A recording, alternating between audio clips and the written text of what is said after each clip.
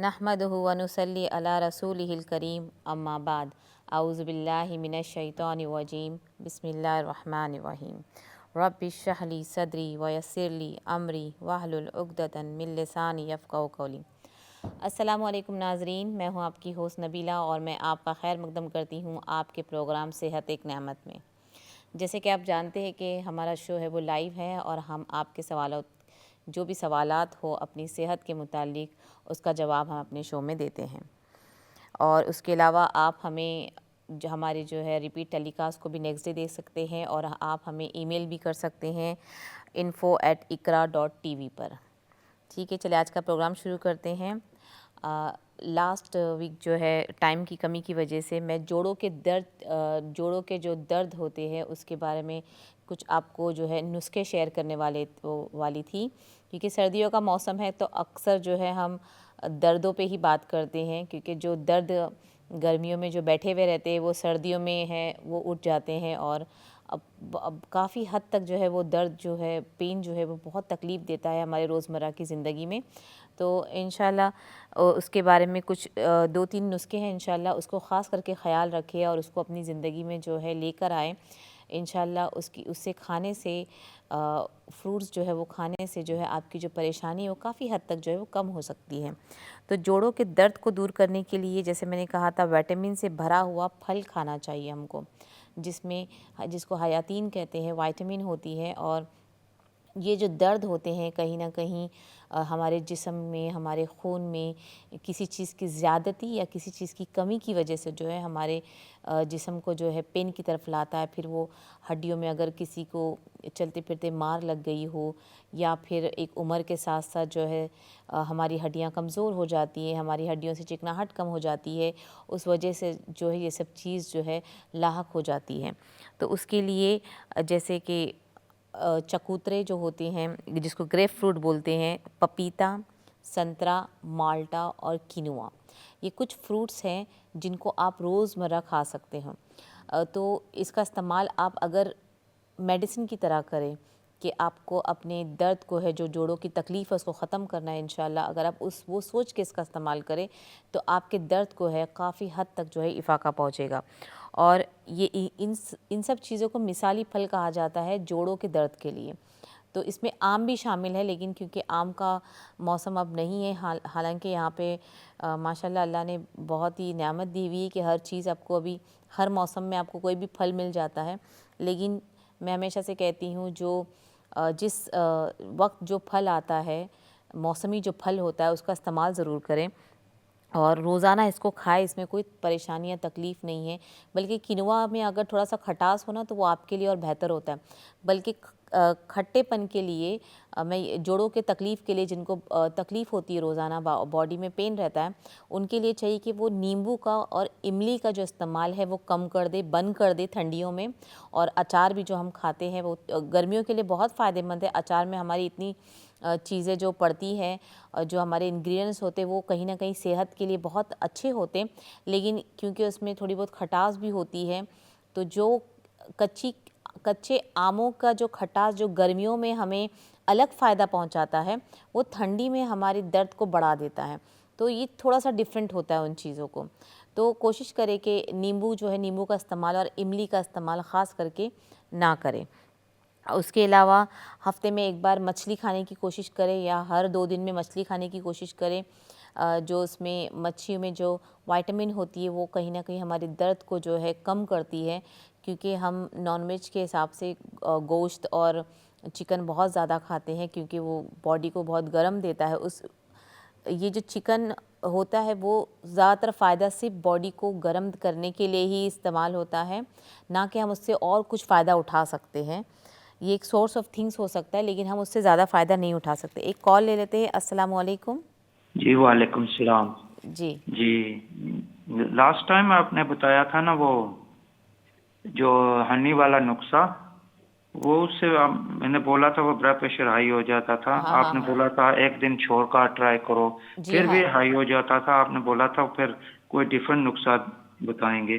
ठीक है, चले मैं इंशाल्लाह बताती हूँ। ठीक है, आपको जी, जोड़ों के दर्द, मेरे ख्याल से आपको पेन के लिए ही कुछ था, है ना? हाँ, जोड़ों के दर्द के लिए हनी वाला नुस्खा बताया था ना, जी जी जी उसमें जी सूंड जायफल जी ये जी सभी। जी जी जी जी। जी। ओके, चले मैं ठीक इंशाल्लाह आपको बताती हूँ, ठीक है। ठीक ठीक। ओके। तो उसके अलावा जो है हफ्ते में कम अज़ कम 2 बार मछली का इस्तेमाल करें, जिसमें ओमेगा फैटी एसिड्स बहुत होती है और दर्द के लिए कहीं ना कहीं बहुत जो है फ़ायदेमंद होता है, तो आप इसका इस्तेमाल करते हैं। फिर जोड़ों के दर्द में मुब्तला अफराद को कसरत से आड़ू का इस्तेमाल करना चाहिए, जो जो बहुत हद तक जो है हमारे जोड़ों को दर्द को कम कर सकता है। तो ये कुछ फ्रूट्स के नाम मैं आपको बता रही हूँ, ये कुछ रेमेडीज़ है आपके लिए, जो फ्रूट्स के ज़रिए जो है जो आपके जिस्म में जो दर्द है जोड़ों में, आप उसको ख़त्म कर सकते हैं इंशाल्लाह। तो आड़ू को मेरे ख्याल से पीचिस कहते हैं, पीचिस होते हैं, वो बहुत फ़ायदेमंद होता है हमारे दर्द के लिए। तो कितने आसान है, जिन लोगों को जोड़ों की दर्द की तकलीफ़ है तो आप इसका इस्तेमाल कर सकते हैं, जिसमें कुछ फ्रूट्स मैंने बताए हैं आपको, जिससे बहुत फ़ायदे होते हैं आपके लिए। तो इन चीज़ों का आप इस्तेमाल करें, इंशाल्लाह इससे आपका काफ़ी हद तक जो दर्द है उसमें आपको इफ़ाक़ा पहुँचेगा और जो पेन आपको हो रहा है उससे इंशाल्लाह बहुत जल्दी जो है आराम मिल जाएगा।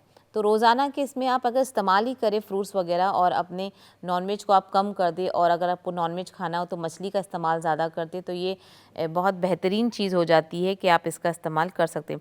उसके अलावा जो जो शुगर और फ़ैट लॉस जिनको करना है उसके लिए भी जो है आड़ू बहुत फ़ायदेमंद होता है, तो आड़ू का इस्तेमाल आप कर सकते हैं।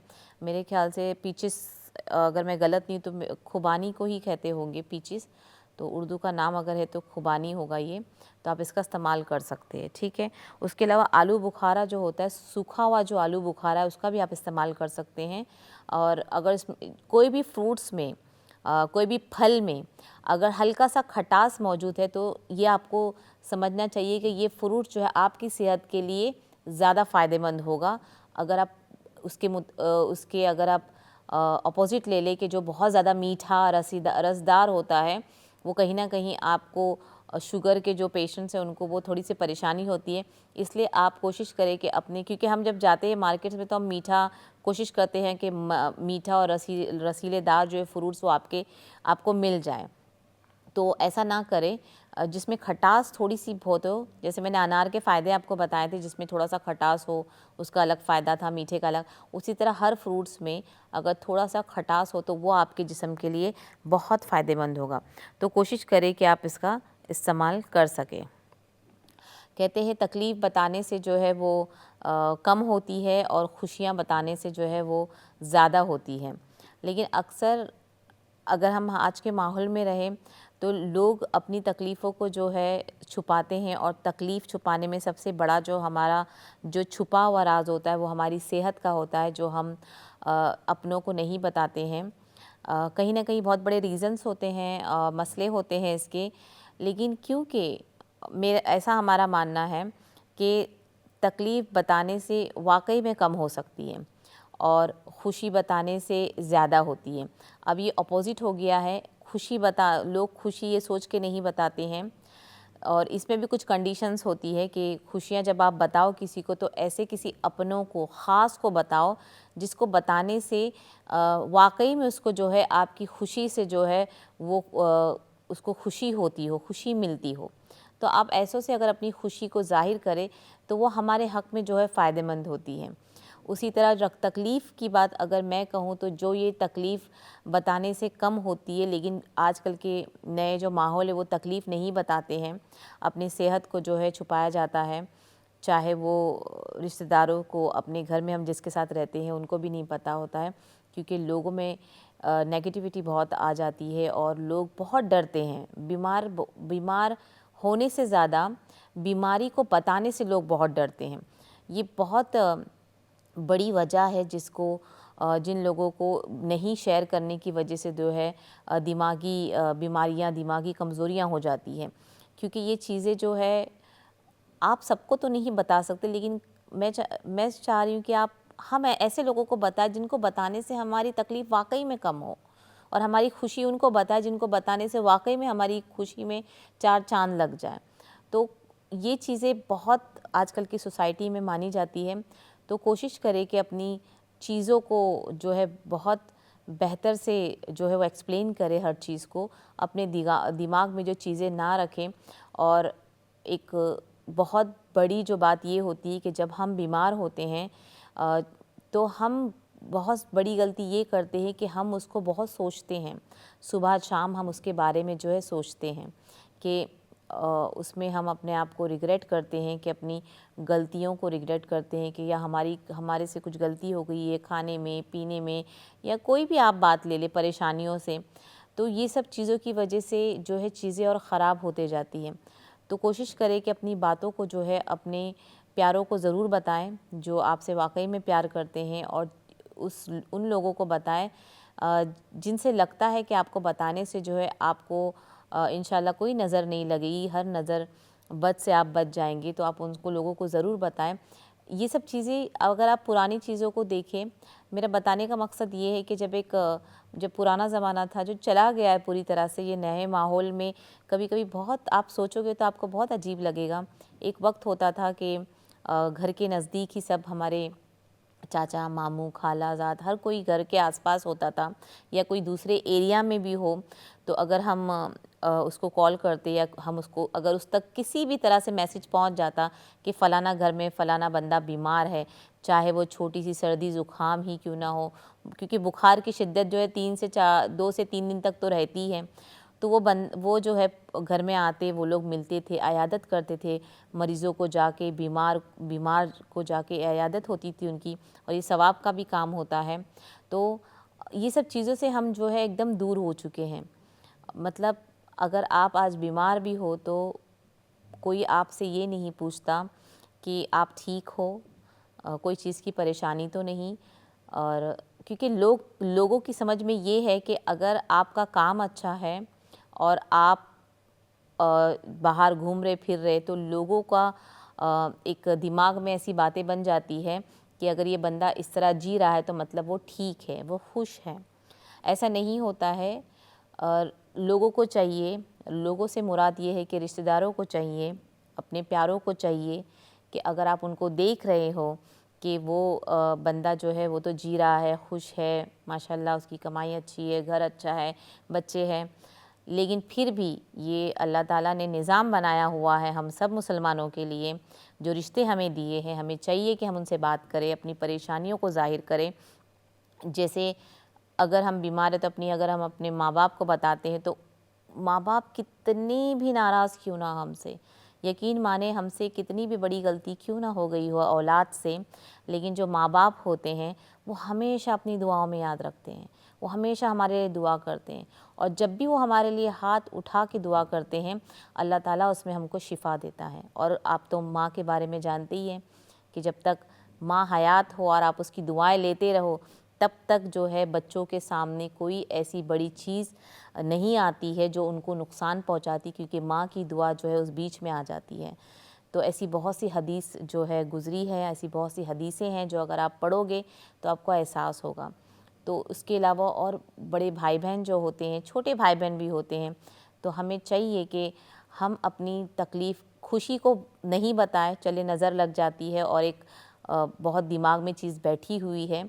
हालांकि हर किसी की नज़र नहीं लगती, हमें ये नहीं पता कि कौन सी अगर आप दुश्मन के सामने हम शो ऑफ़ कर रहे हैं, हम अपनी वो चीज़ों को दिखा रहे हैं तो वो नज़र लगने का चांस है। दूसरा, कोई ऐसा इंसान जिसको अल्लाह ताला ने हर चीज़ों से महरूम रखा हुआ है और वो अल्लाह की उन आज़माइशों में घिरा हुआ है और उन बरकतों से, उन नियामतों से वो दूर है, तो हाँ उसके सामने भी जो है हमें अपने आप को कंट्रोल करना चाहिए।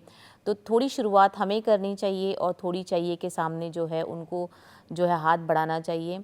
तो कोशिश करें कि इस कॉन्सेप्ट को, जो हमारे पुराने ज़माने से जो कॉन्सेप्ट चला आ रहा था कि तकलीफ़ और बीमारी बताया करें, क्योंकि क्या मालूम किसके मुंह से कोई दुआ निकल जाए आपके हक़ में और अल्लाह ताला आपको उस अज़ियत से बचा ले जो हम गुज़र रहे होते।